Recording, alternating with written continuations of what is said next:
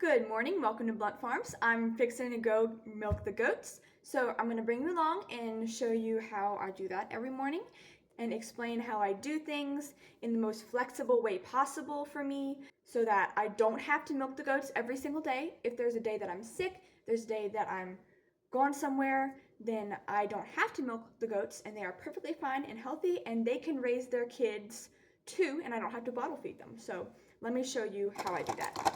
First, let me show you how I keep my milk the freshest and sweetest possible.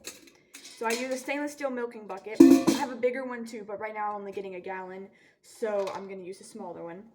These are stainless steel ice cubes that are reusable from Amazon, and I keep these in the milking bucket to help keep the milk chilled and cool as possible, because when goat's milk is handled properly and kept cool, it's very sweet and rich and creamy. But if it's not, just being at a nice warm temperature in the air for like 45 minutes or so can make it have that goaty off taste that is the reason that a lot of people don't associate goat's milk with tasting good, because they haven't had properly handled goat's milk, or else they've heard from people who didn't know how to properly handle their goat milk.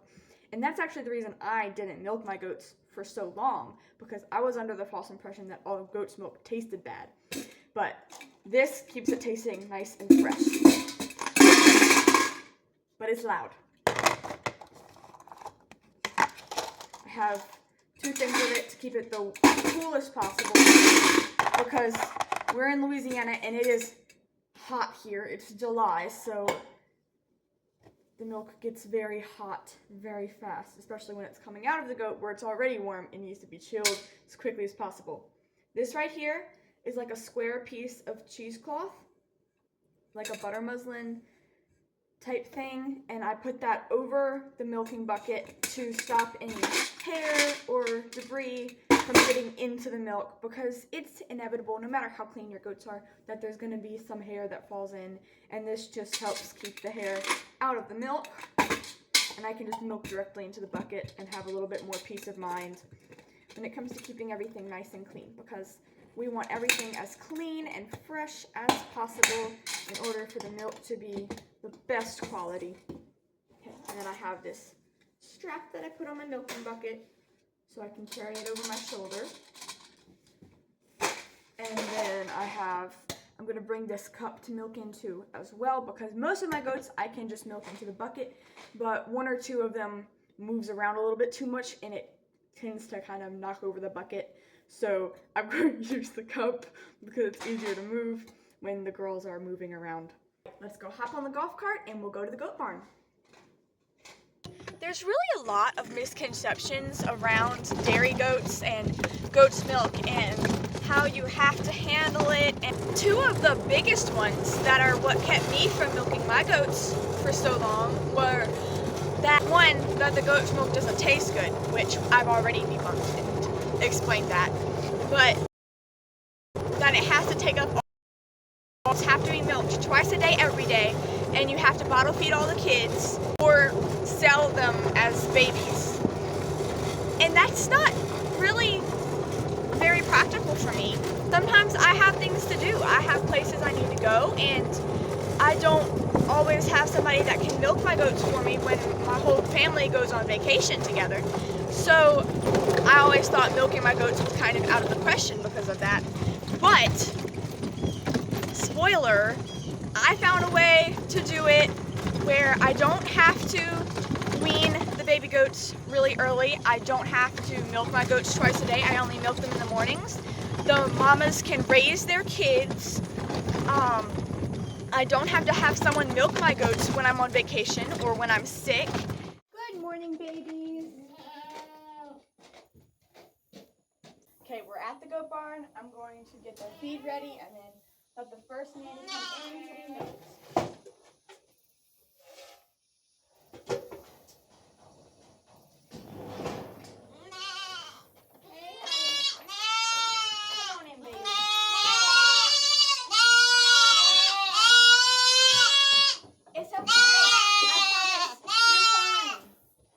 What you hear right there, that's the kids. They're very loud. I I promise you, they are not starving, no matter how loud they are. They're just dramatic. All right, this is my Bailey. She is about 3 years old. This is her second time having kids, I believe. No, or is it her third? I don't know, but she's still pretty new to being milked. She's a natural, though. So the first thing you need to know when it comes to having a flexible dairy and having you and your goats be as flexible as possible is the breed of goat. It's really tempting to buy like a very high producing Nubian goat for your first goat, and just because you want all the milk, you want the good milk, you want all the milk, you want to get the best milking genetics. But although that's fantastic, and if that's what you want to do, please go with the Nubian.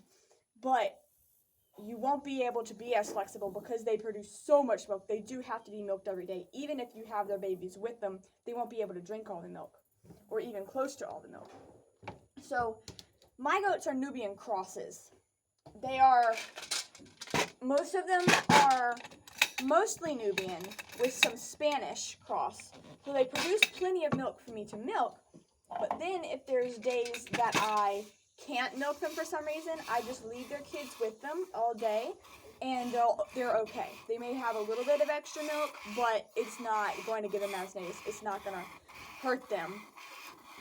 Bailey here is actually half Kiko, half Nubian Spanish cross, but she does produce a lot of milk. I'm not sure exactly how that worked out because I have other goats that are half Kiko, half Nubian Spanish cross, and they don't have enough milk to shake a stick at. But Bailey here produces a lot, and she's got a beautiful udder. It's just, I guess she got like the Nubian milk genetics. I don't know how that worked exactly, but her milk's great. She stands here just perfect. She didn't actually take any training to keep her still milking. She just naturally does this. Not to brag, none of my other goats really do that. Maybe one or two, but most of them, it took a while to get them used to being milked. So what I do is in the daytime, the kids are with their moms, they're nursing, they're getting all that good milk. They're going out, roaming, grazing, foraging. And then in the evenings, I call the goats in to their little pasture in their barn, and I feed them all, and I separate the kids into their pen, and they like it. They really do enjoy being in their little pen because they get their extra feed. I just open up the door, they run in. After a little while, they get used to it and they'll run in. Just like the nannies come into the milking stand now, no problem. So I separate the babies and I give them their feed in there. They stay there for the night. In the morning, I milk their moms, and then I let the nannies back in the little pen with their babies, which is what I'm doing with Bailey right now. And then their babies nurse in the morning, and then I let them all out together.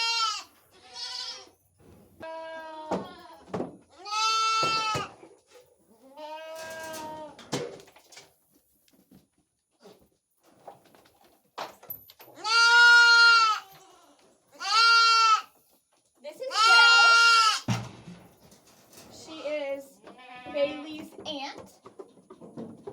There we go, darling. And she is one of the Nubian Spanish crosses, but mostly Nubian, as you can tell by her facial features and her ears. I start separating the kids at about 1 or 2 weeks old, depending on the particular kids and how they grow. Some of them start eating feed and drinking water earlier than others. I only start separating them once they're old enough to eat feed, because I don't want them to just be hungry overnight when they're separated from their mamas.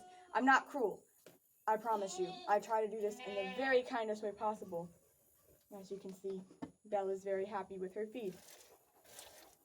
Belle's kids reached weaning age, and I sold them at the auction yesterday. So she's got plenty of milk right now because I have sold her kids and they're being weaned. Once a goat has kids that have been weaned or sold, I can start milking them twice a day, which I'm still trying to figure out if I want to do that with Belle or not. If I decide not to milk them twice a day, I will just dry them up and stop milking them in about a month. We do have plenty of milk right now.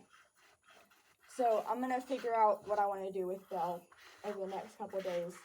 I think this evening I'll try milking her twice a day, see if she likes it, kind of go off of what she wants to do. Because, like I said, I'm not low on milk. I have plenty of milk right now. But I'm just going to go off of what she wants to do. What seems the best for her well-being, because I have plenty of milk, but I don't want her to be too full and uncomfortable.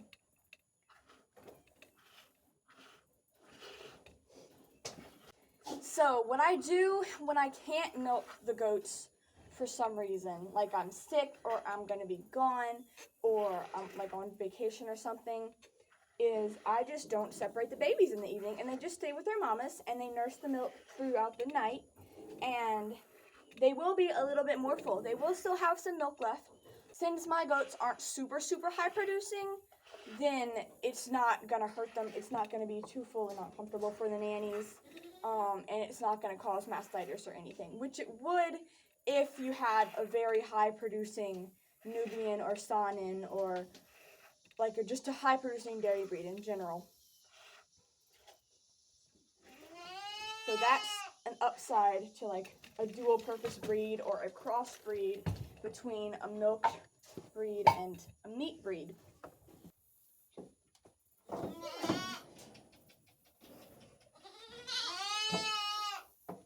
know, you don't want to leave.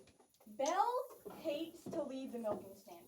She just wants to eat and eat and eat. Even when her kids were in there yelling for her, she didn't want to leave. She was like, I want my food. It's time to go, honey. Come on. Good girl.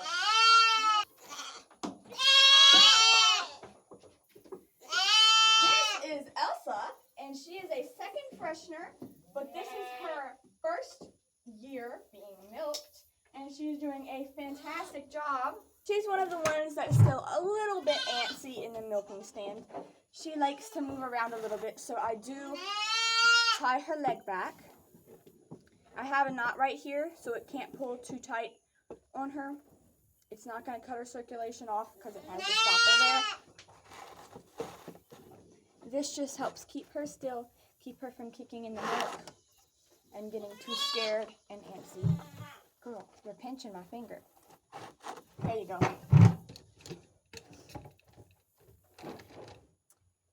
So having dairy goats doesn't have to take up all of your time.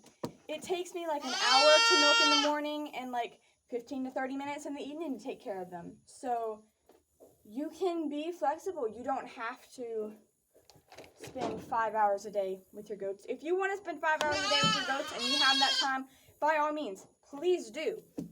But it doesn't have to be all that time consuming. My goats take about 3 to 5 minutes to milk each, sometimes less depending on the goat. When you're first starting and first training them to milk, it will take longer. Like when I first started milking Elsa, it took like 15 minutes a day, and I did make a video series about that on Facebook and Instagram, but she's gotten so much better, and now I can milk her in like 3 minutes. So it's not as daunting as you would think. You just need to try it. Get your feet wet with one goat, see how it goes, and before you know it, you'll have 40 goats, and you'll be milking 4 to 6 of them a day. Works pretty well.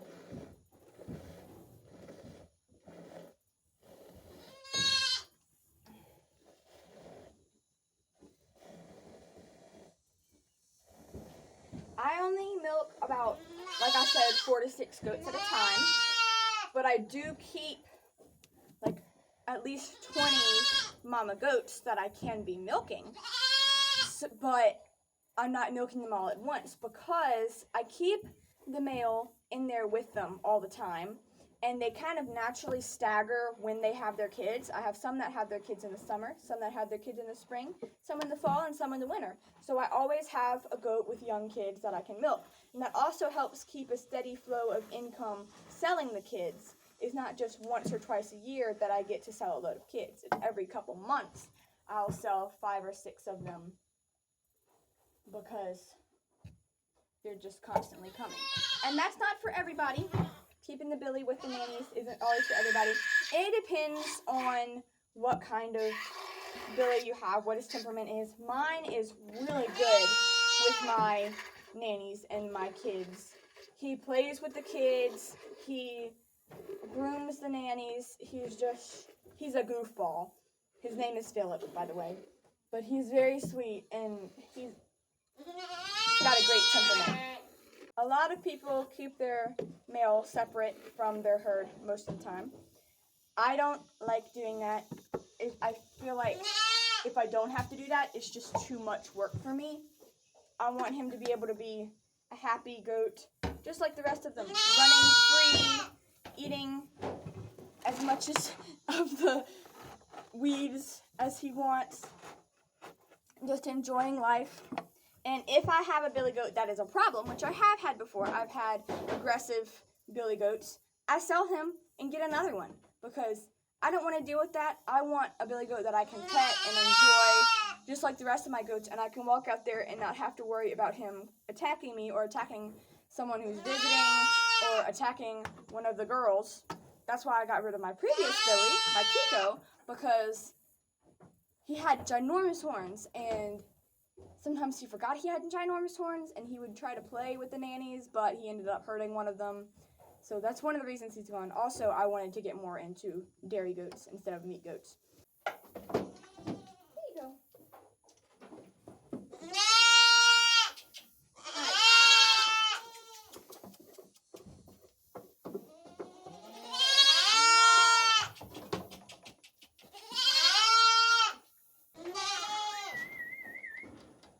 Hey, Bertha, come here. Come on, you go have fun. Thank you. Good girl. This is Bertha. She's Bailey's half-sister. That's why they look so much alike. They have the same dad, who was the Kiko Billy that I was mentioning earlier. He was a sweet Billy, but he liked to play, and he liked to play a little bit rough sometimes. Bertha here is a very sweet girl. Her kids are the youngest ones right now. Those are the ones who are being the most vocal because they want their breakfast and they want it now, and they will get it in a few minutes. Sometimes I'll have to tie Bertha's leg back because she wiggles. Sometimes I won't. Depends on the day. Sometimes she's in a antsy mood. Sometimes she's not. It also kind of depends on how loud her kids are being.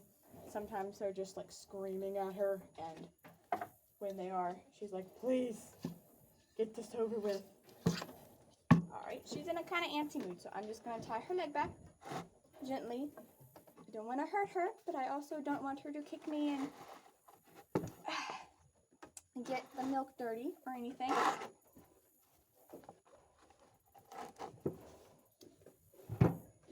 When I first started milking my goats, I watched a whole bunch of videos about different ways to handle the kids and handle your milking routine and everything. And I kind of pieced together what I saw a lot of other people say and kind of made up my own thing. It's kind of also similar to the way we did our milk cow when we had our milk cow a few years ago. We would keep her baby with her during the day, separate him. No, what we would do, we would keep the calf with her at nighttime and separate him during the daytime, and she would go out and then she'd get milked in the evenings. But I've decided to do the opposite with the goats because I want the kids to be able to run out during the daytime, graze with their moms, you know, get the full goat experience. So you can just play it by feel. Try a few different things with your goats. Try some different routines. Just find what works for you and your schedule, You don't have to schedule your life around your goats. You can schedule your goats around your life if it's handled properly. Don't neglect your goats. They still have to be fed every day. But you can try to find the right breed of goat that fits your situation and the right milking routine that fits your situation. And there's nothing that says you have to milk your goats. I didn't milk my goats for years.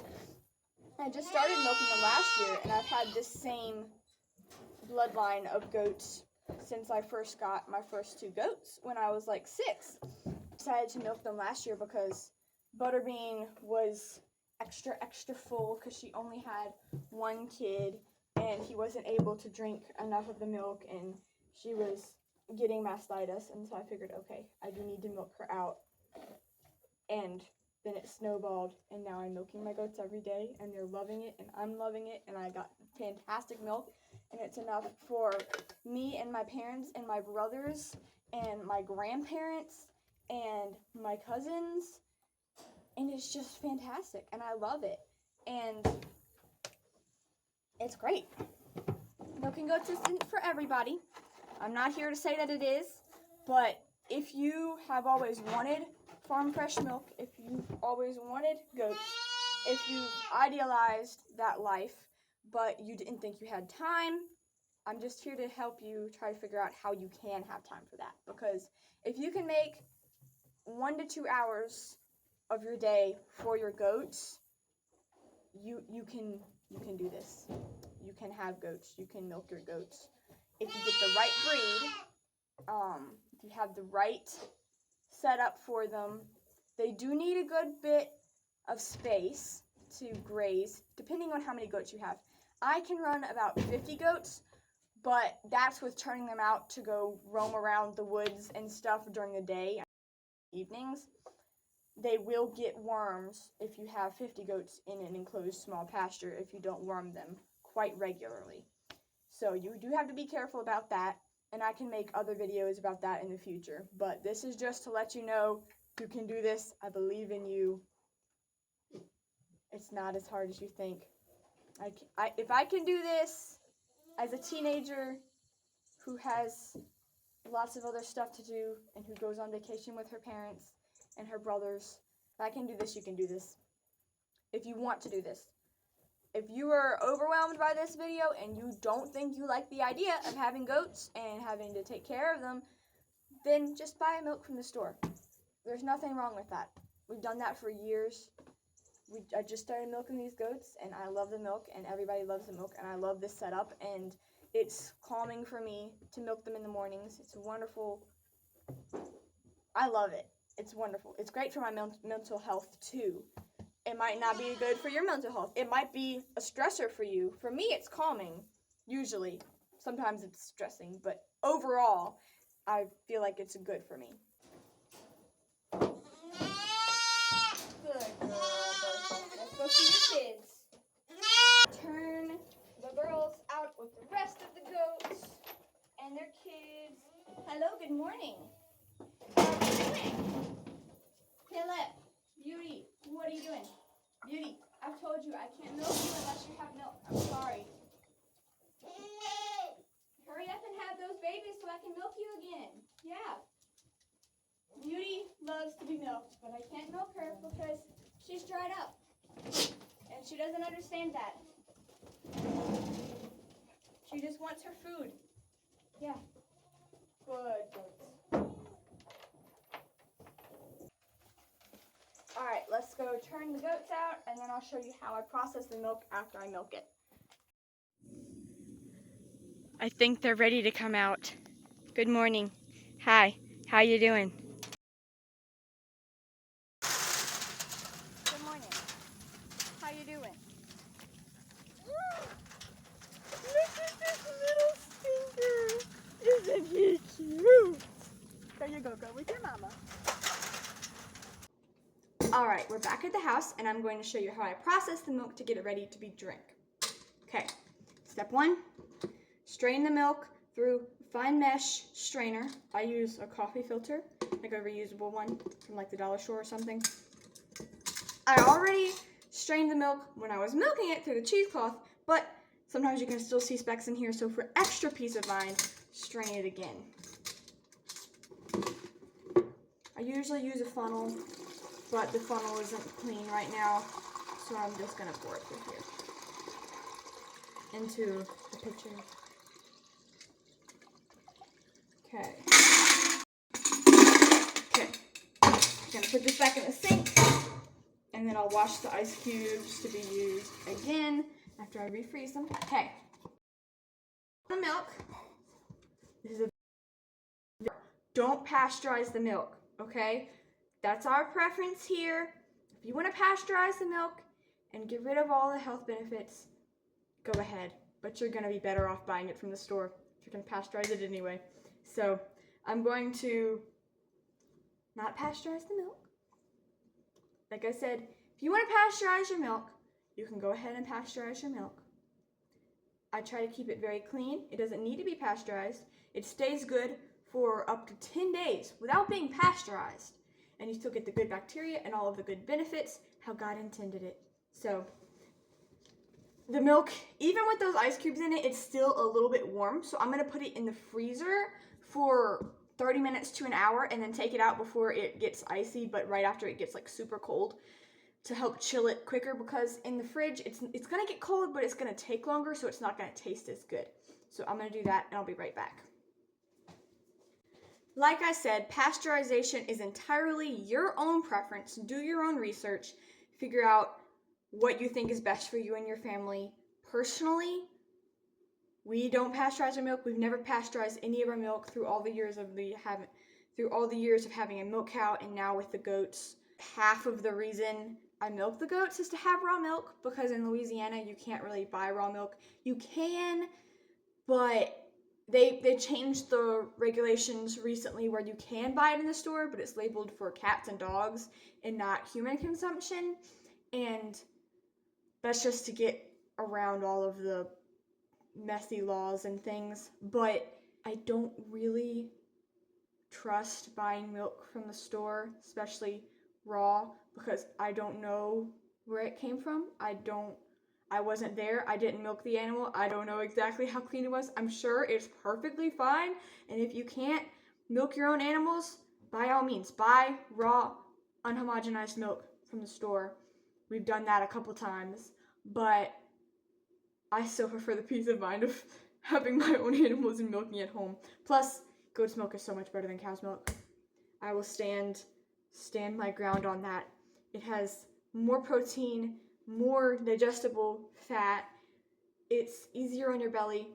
Lactose intolerant people can oftentimes drink goat's milk. It's got tons more vitamin A. So that's the daily routine of how I milk my goats in the morning, and kind of an explanation of how I handle the kids and being more flexible. If you want to get a more basic video on how to actually go about milking the goat, then I have a video about that too that I made a couple days ago. It's called How to Milk a Goat. So it's pretty self-explanatory. And Bailey is in that video to help explain how to milk a goat. Thank you so much for watching. If you have any questions or suggestions, you can leave those in the comments below. And God bless. I hope you enjoyed it, and I have more videos if you want to watch some more of them.